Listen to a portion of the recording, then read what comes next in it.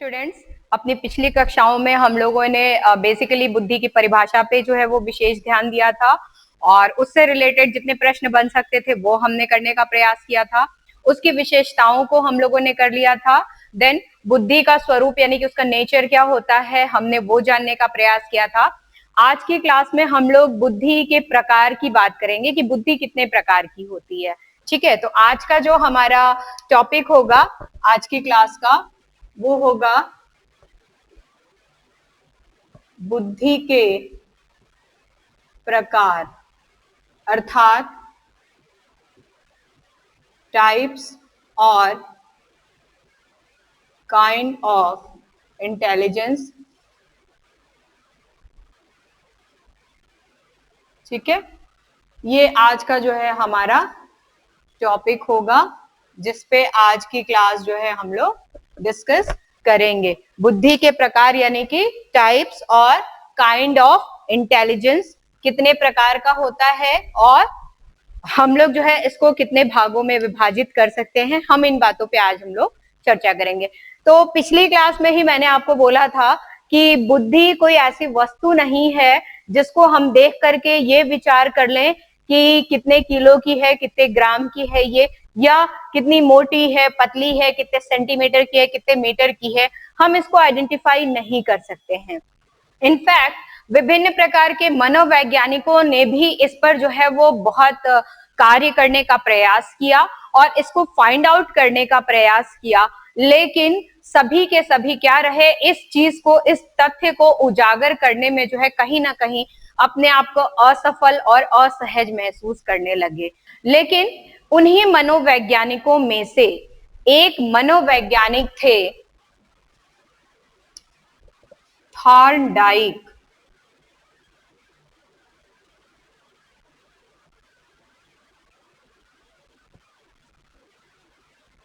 इन्होंने जो है वो बुद्धि के प्रकार यानी कि टाइप्स ऑफ बुद्धि के ऊपर जो है वो कार्य करने का प्रयास किया और इस प्रयास के फलस्वरूप बुद्धि के 3 भागों को जो है वो सबके सामने रखा या सबके सामने प्रस्तुत किया या उसे 3 भागों में जो है वो विभाजित किया। इनके अनुसार बुद्धि के जो है वो 3 भाग बताए गए।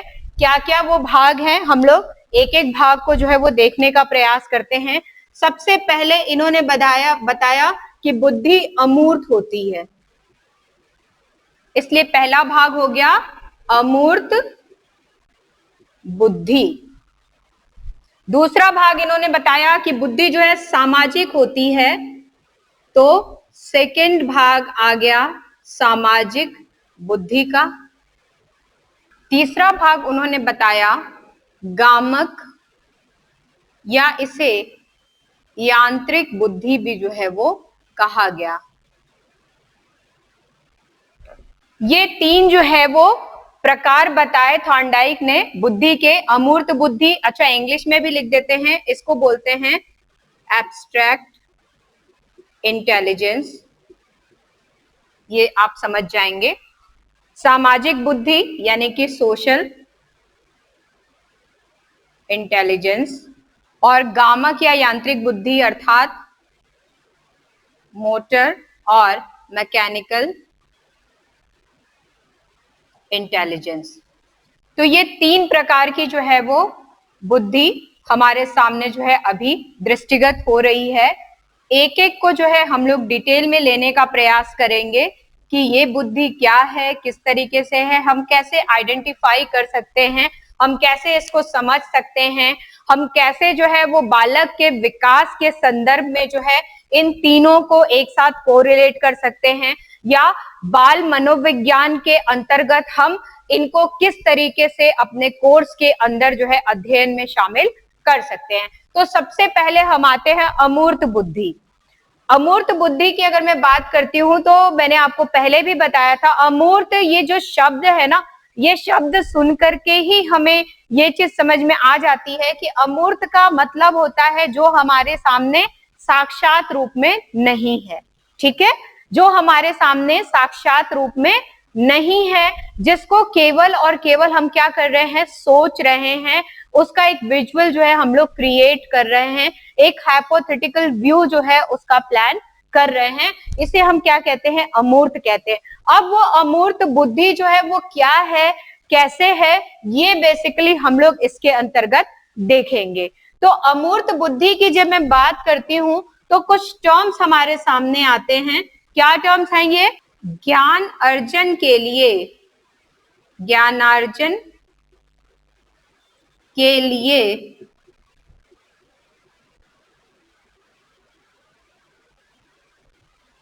पठन पाठन, लेखन, रुचि तथा रुझान के द्वारा ज्ञान को अर्जित करने के लिए, देखिए थोड़ा सा जो है हम लोग इन चीजों पे ध्यान दें। ज्ञान को अर्जित करने के लिए जो हमारे पठन पाठन का कार्य है, लेखन का कार्य है, जो हमारी अपनी रुचियां हैं और रुझान हैं, इन सबका मिश्रित रूप जो है विभिन्न प्रकार के, इन सबका मिश्रित रूप विभिन्न प्रकार के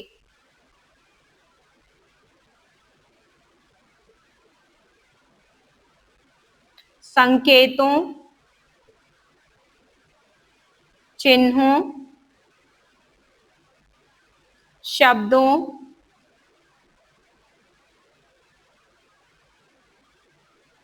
प्रतीकों के रूप में होते हैं।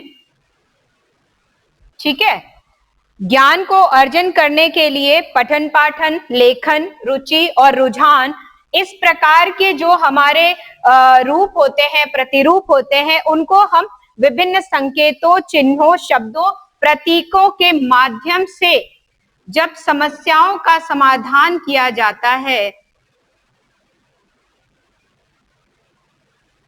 जब समस्याओं का समाधान किया जाता है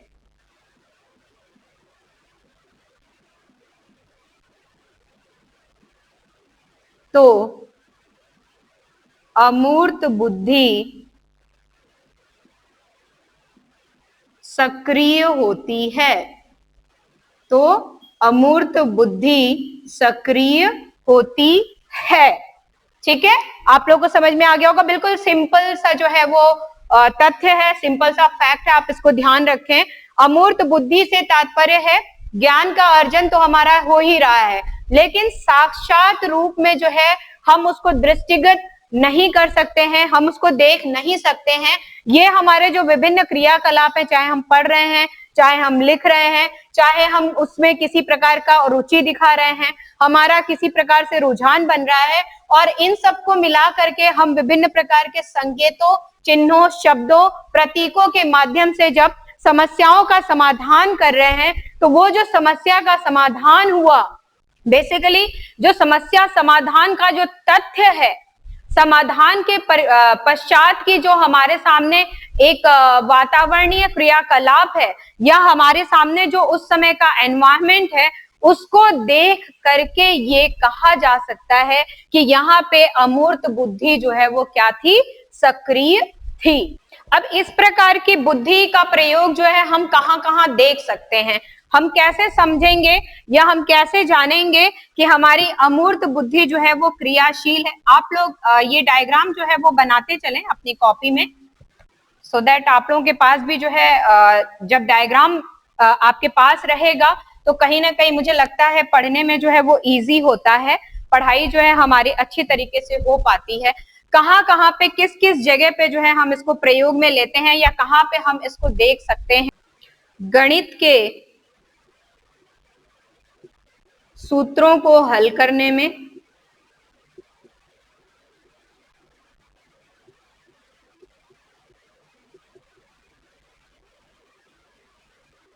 पुस्तकीय ज्ञान के अर्जन में,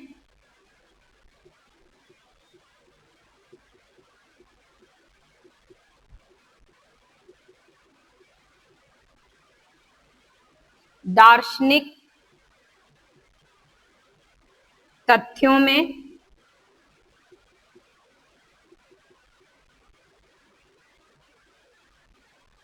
तार्किक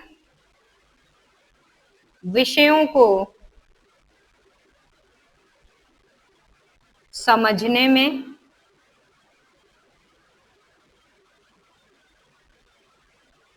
विभिन्न साहित्यिक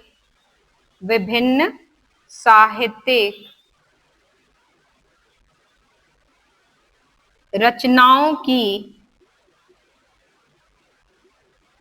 सौंदर्य अनुभूति के लिए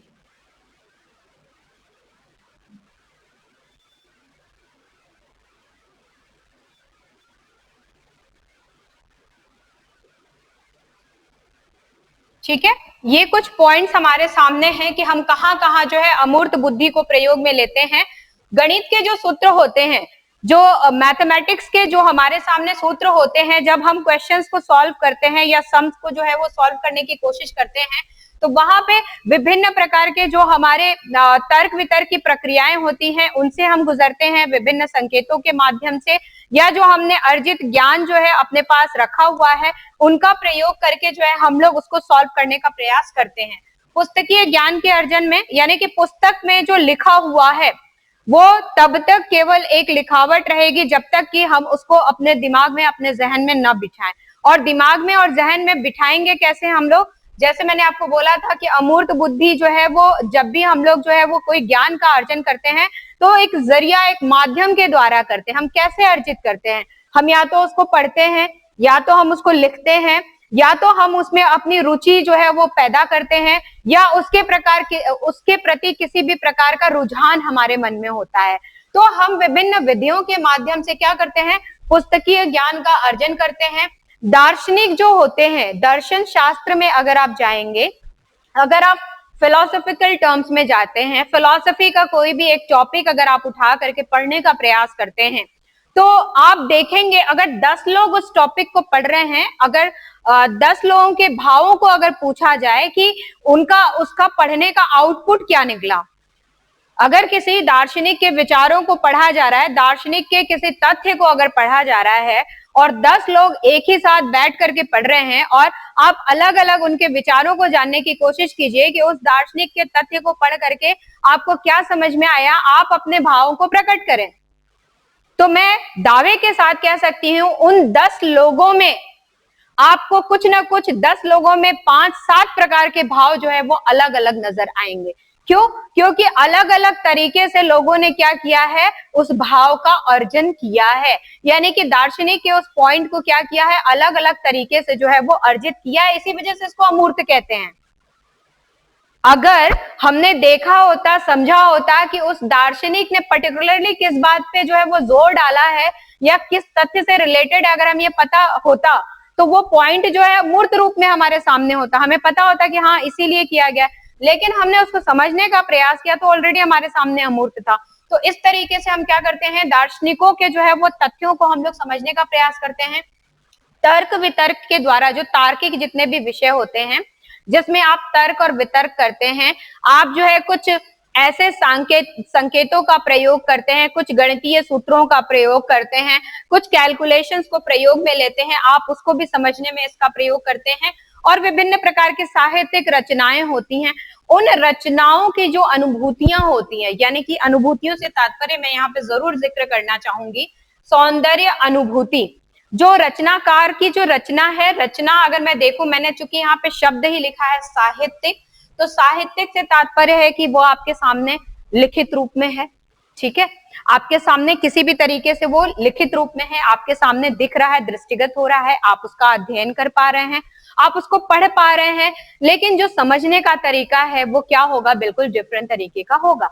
अगर आपके जहन में जो है वो शब्द बिल्कुल मैच होते हैं, अगर आप खुश दिल हो करके उसका अध्ययन करते हैं, तो जो सौंदर्य की अनुभूति होगी बहुत खुशी खुशी आप उसको स्वीकार करेंगे।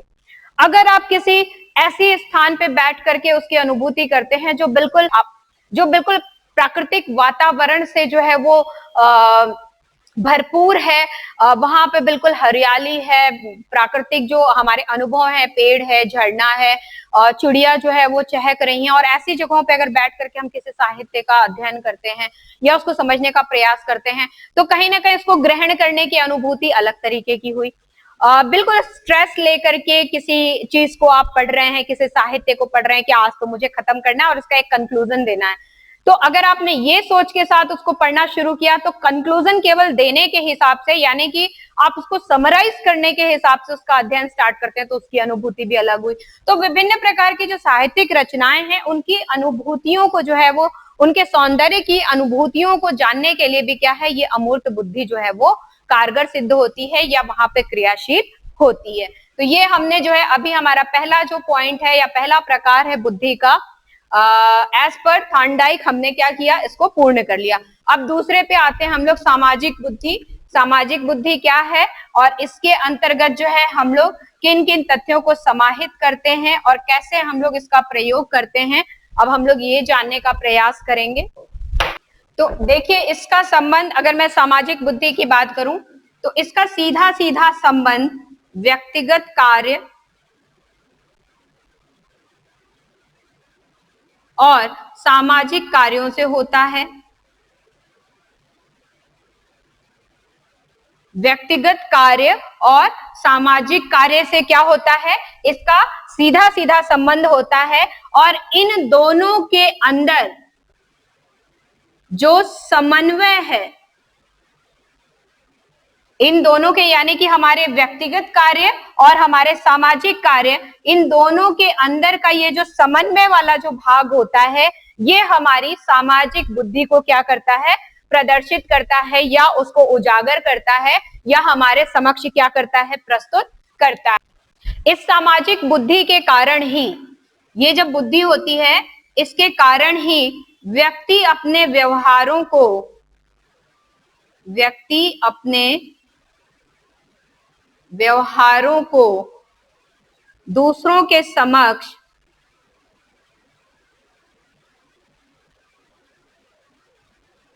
प्रस्तुत करता है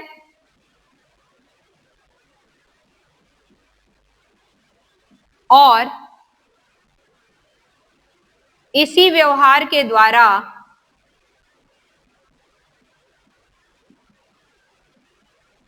सामने वाले व्यक्ति को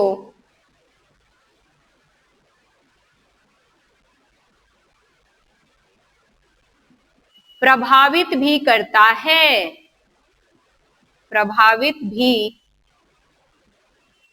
करता है। देखिए सामाजिक बुद्धि के अंतर्गत एक व्यक्ति कोई होता है, वो अपने व्यवहारों को दूसरे व्यक्ति के सामने क्या करता है, प्रदर्शित करता है। क्योंकि हम समाज में रहते हैं तो समाज में हम नित नए अपने विचार, अपने जो भाव हैं, मनोभाव हैं, शब्दों के द्वारा, संकेतों के द्वारा हम क्या करते हैं, एक दूसरे के सामने जो है वो प्रकट करते रहते हैं। उनका आदान प्रदान डे बाय डे जो है, दिन प्रतिदिन की जो अपनी दिनचर्या है उसके अंतर्गत हम लोग करते हैं।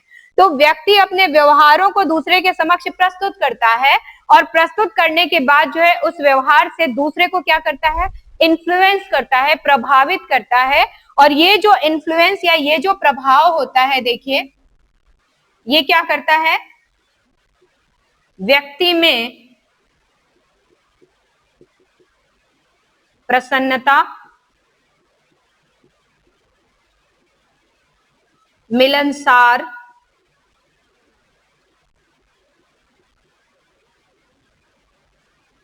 हंसमुख,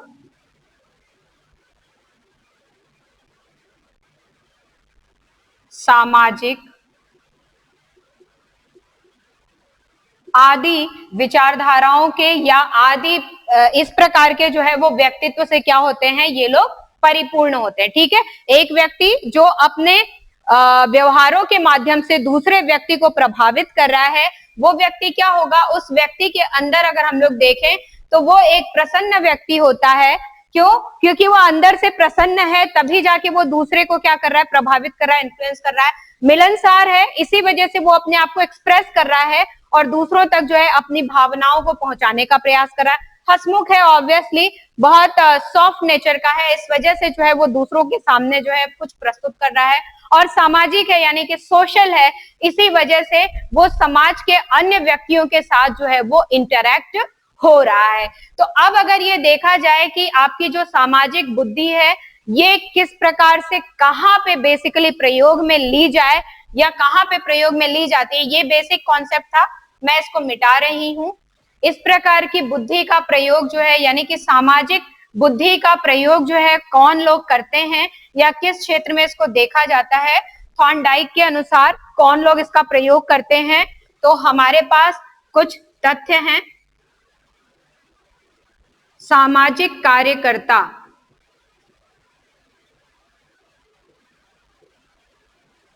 इस प्रकार की बुद्धि का प्रयोग करते हैं। व्यवसायी वर्ग इस प्रकार का प्रयोग करते हैं और कूटनीतिज्ञ जो लोग होते हैं वो लोग भी जो है इस प्रकार की बुद्धि का प्रयोग करते हैं। देखिए सामाजिक जो कार्यकर्ता है वो भी क्या करता है, अपने व्यक्तित्व से दूसरों को क्या करता है, इन्फ्लुएंस करता रहता है। वो सोचता है कि मैं जो कह रहा हूं, मैं जो सुन रहा हूं, लोग जो है उसको समझें और मुझे जो है समाज के अंदर एक नई पहचान मिले। ठीक उसी तरीके से व्यवसायी वर्ग होते हैं, वो भी अपने व्यक्तित्व को जो है, अपने व्यक्तित्व से दूसरों को क्या करते हैं, प्रभावित करते हैं। और कूटनीतिज्ञ वर्ग भी जो है इसी तरीके से क्रियाकलाप में जो है अपने आप को दृष्टिगत करने की कोशिश करते हैं, अपने आप को दिखाने का प्रयास करते हैं। तो ये क्या हो गई, हमारी सामाजिक बुद्धि हो गई। अब तीसरा हम आते हैं, जो थर्ड प्रकार का जो है हमारा टाइप है वो क्या है, मोटर या मैकेनिकल इंटेलिजेंस, जिसे हम गामक या यांत्रिक बुद्धि कहते हैं। इस प्रकार की बुद्धि का तात्पर्य, इस प्रकार की बुद्धि का तात्पर्य व्यक्ति की शक्ति तथा योग्यता से जो है वो देखा जाता है। गामक या यांत्रिक बुद्धि का तात्पर्य व्यक्ति के अंदर उस प्रकार की शक्ति या उस प्रकार की योग्यता से होता है जो भौतिक वातावरण के साथ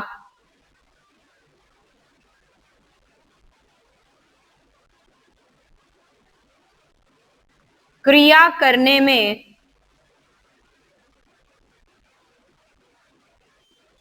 सक्षम होता है।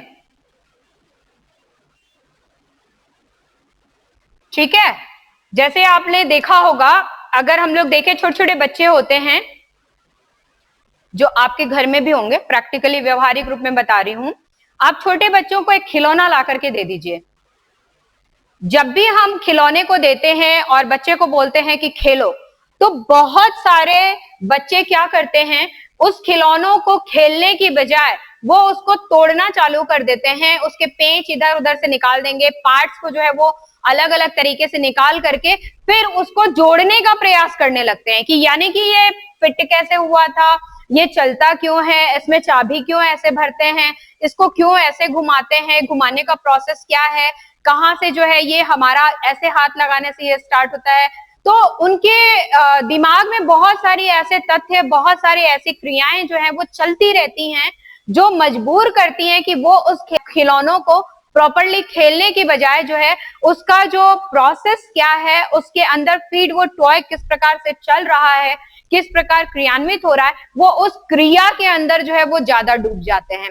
तो उनके अंदर इस प्रकार की शक्ति और योग्यता होती है कि वो उस प्रकार के खिलौनों के साथ जो है इस प्रकार के गामक या यांत्रिक बुद्धि की क्रिया करके उसको समझने का प्रयास करते हैं। और ऐसे बच्चों को आप देखिए जो इस तरीके के कार्य करते हैं आगे चल के इंजीनियरिंग के फील्ड में, और कुछ ऐसे इनोवेटिव आइडियाज होते हैं, क्राफ्टिंग है, इस तरीके के जो फील्ड्स होते हैं उनमें अपने आप को जो है ये बहुत ऊपर लेके जाते हैं, या उनमें उन क्षेत्रों में जो है अपने आप को बखूबी जो है वो साबित कर पाते हैं। तो ये क्या है, हमारा गामक या यांत्रिक बुद्धि जो है, मोटर या मैकेनिकल इंटेलिजेंस है। अब ये किस किस फील्ड में या किस तरीके से हम लोग इसका भी जो है एप्लीकेशन देख सकते हैं कि कहाँ पे होगा, तो ये होता है हमारे इंजीनियरिंग में,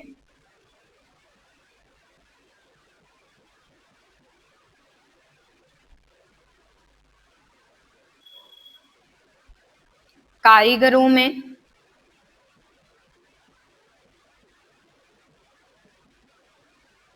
मिस्त्री में, इस तरीके के जो प्रोफेशंस होते हैं उनमें ये इस प्रकार की बुद्धि क्या होती है, क्रियाशील होती है। अब देखिए, ना सिर्फ इस तरीके के कार्यों में बल्कि जो थॉर्नडाइक हैं, अगर उनके अनुसार हम लोग चलें तो उन्होंने ये भी कहा कि ये जो बुद्धि है यानी कि मोटर स्किल जो है, गामक यांत्रिक जो बुद्धि होती है, ये जिन बच्चों में होती है वे बच्चे खेल कूद में बहुत कुशलता से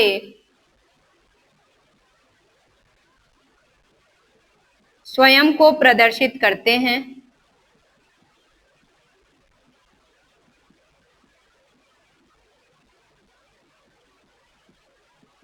ठीक है, क्यों प्रदर्शित करते हैं?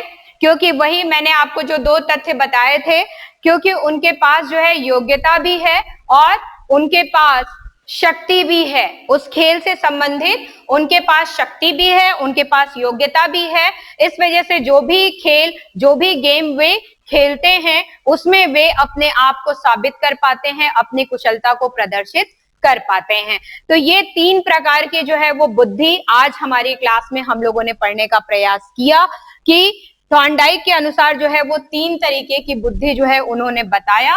पहला है अमूर्त बुद्धि यानी कि अब्स्ट्रैक्ट इंटेलिजेंस, दूसरा सामाजिक बुद्धि यानी कि सोशल इंटेलिजेंस, और तीसरा गामक यानी कि मोटर या फिर यांत्रिक बुद्धि यानी कि मैकेनिकल बुद्धि। अब देखो, ये जो बुद्धि है, ये तीनों तरीके की जो बुद्धि है ये तो इन्होंने बता दिया, लेकिन इसमें इसमें इसमें इसमें इसमें इसमें आप किसी में भी जाइए, कहीं पे भी बुद्धि को ये डिफाइन नहीं किया गया कि एक व्यक्ति के अंदर ये कितने परसेंट है, ये कितने परसेंट है या ये कितने परसेंट है। ठीक है, कहीं पे भी ये डिफाइन नहीं किया गया है कि कोई भी एक व्यक्ति होगा तो उसमें अमूर्त कितने भाग में होगा, कितने प्रतिशत में होगा, सामाजिक कितने भाग में कितने प्रतिशत में होगा, या गामक यांत्रिक कितने भाग में कितने प्रतिशत में होगा। ये कहीं पे भी नहीं बताया गया है।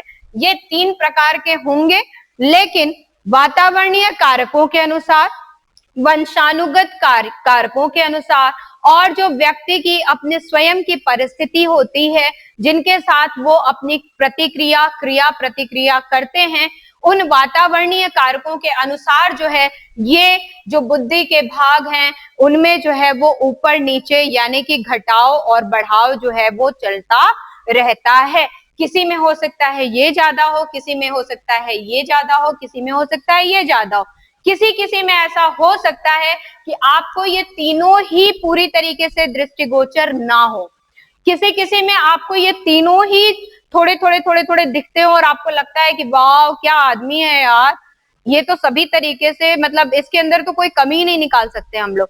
तो इस तरीके की प्रतिक्रियाएं जो है हमारे समक्ष आती हैं, और ये सब जो है हमारे इस बुद्धि के भाग को यानी कि बुद्धि के ये जो प्रकार हैं, इन तीनों प्रकारों को क्या करती हैं, प्रदर्शित करती हैं। तो आज हमने ये टॉपिक जो है वो बुद्धि का प्रकार ये कंप्लीट कर लिया।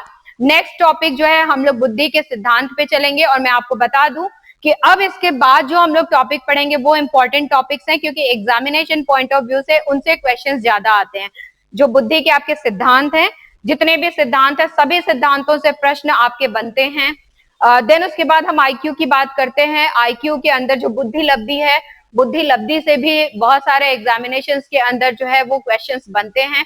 तो आपने अगर चैनल को अभी तक सब्सक्राइब नहीं किया है, आप चैनल को सब्सक्राइब कीजिए, वीडियो को लाइक कीजिए। कोई बात होती है तो आप कमेंट बॉक्स में मुझे कमेंट कर सकते हैं, किसी भी तरीके की, अगर आपको इम्प्रूवमेंट चाहिए, किसी भी तरीके का और एक्स्ट्रा कंटेंट चाहिए, तो किसी भी पॉइंट से रिलेटेड आप कमेंट कर सकते हैं।